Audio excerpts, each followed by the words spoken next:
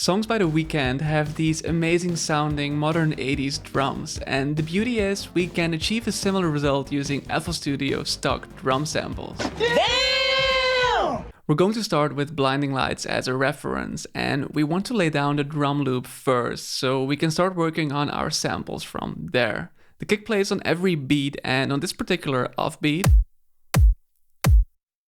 the snare plays on the offbeat, and the hi-hats play eighth notes.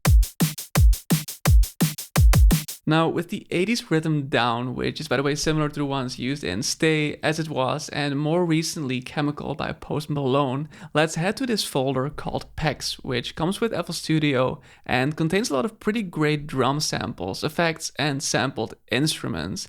And we need to locate the following samples: the Lin kick, the Lin snare, the 707 snare, which will serve as a body layer to the Lin snare, and this acoustic head preset found in FL Studio's drum pad plugin. While this sounds better than the standard drums we had in here before, there is still several things we can do in terms of processing to get the drums to sound better. For the kick, I'm using this amazing plugin called Maserati GDI by Waves, which is actually a guitar effect plugin, but I love using it on kicks from time to time as it really provides a lot of punch, body, and character. For this particular use, I've opted for the Clean More Body preset, and it sounds like this.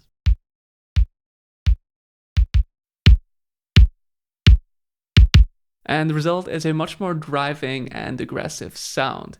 Now, to emulate that retro 80s sound, I'm also applying some EQ to roll off some of the sharp high frequencies.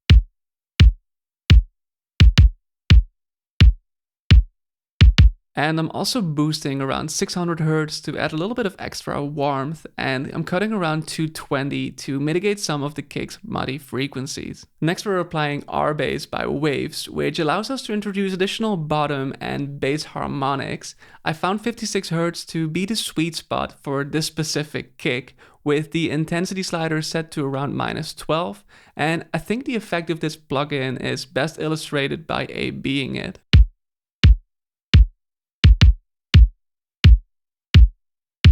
Finally, to smoothen our kick out, I'm applying some compression with this plugin called The Glue. I have the threshold set to -5.6 dB, meaning any signal peaks louder than that will be reduced or compressed. Now, how much compression is being applied once the signal exceeds our threshold is specified through the ratio knob, which I've set at the strongest setting to get quite a compressed sound.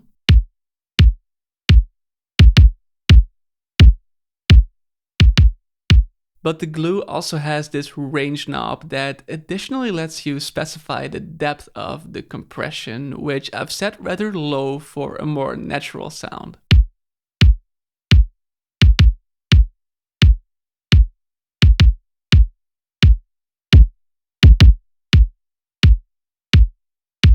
Then crucially, we have our attack time set to 1 millisecond, which allows for our kick to remain punchy, but also sound a bit tamed, as the attack time means that the compression starts working 1 millisecond after our kick signal surpasses -5.6 dB.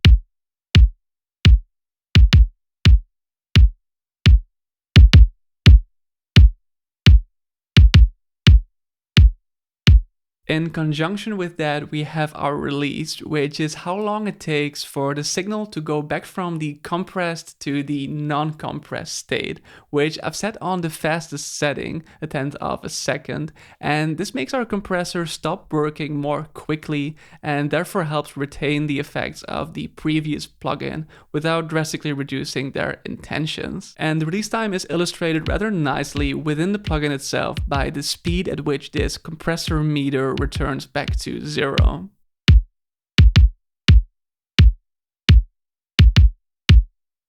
And lastly, we're using this makeup knob to make up for the volume we've lost as a result of the compression being applied to the kick, which I've set to 4 dB. Now for the Lin and the 707 snares, which are routed to one and the same mixer channel, I'm beginning with one knob Feather by Waves to add some subtle body.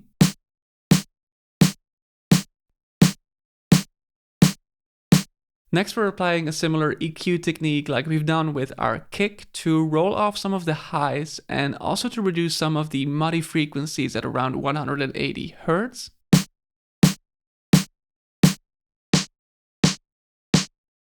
To then increase the clarity and punch of our snare, we're adding some compression with rather fast attack and release times to make sure our compressor works straight away as soon as we exceed the signal threshold of -10 dB.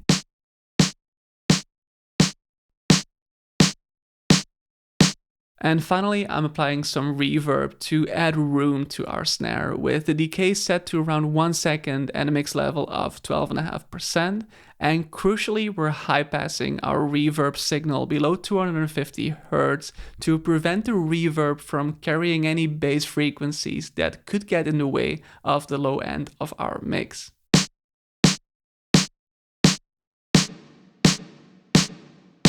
And then we have these hi-hats from FL Studio's drum pad plugin, which may sound plain and boring at first, but we can make them sound more interesting using only 2 plugins. First, we'll roll off some of the highs to make things sound a little more dark and to further accentuate the 80s sound we're after.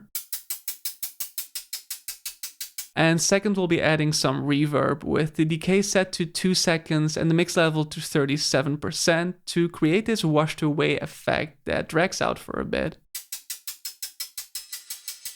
And played together, our drums sound like this.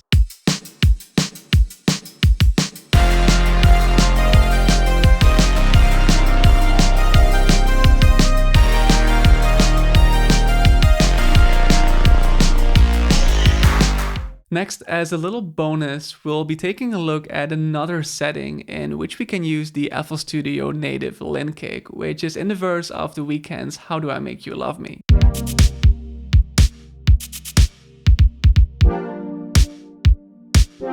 For this example, we're using the exact same Lin kick sample as before, but we're processing it in a different way. I'm starting with Fruity Wave Shaper, which is a great tool to help extend the weight of our kick, and by setting it to around 15%, we achieve an immediate thumping effect.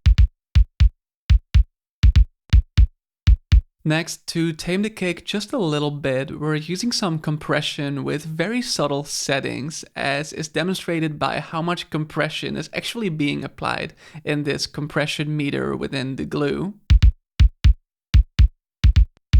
I'm then adding R-bass to make the kick sound a little heavier and also more solid without being too overbearing.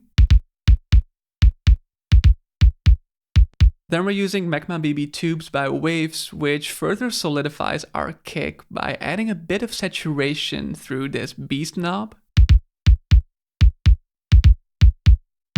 And finally, I'm adding a DS10 drum shaper to help improve the transient of our kick by increasing the attack by only a little bit, which helps our kick poke through the mix more. And that's it for today's video. Let me know in the comments below if you'd like to see a similar concept where we produce a track using, for example, only stock plugins. Also, if you enjoyed this video, please leave a like and a comment, and be sure to download the free drum mixer channel presets down below. Thank you so much for watching, and I'll see you next time.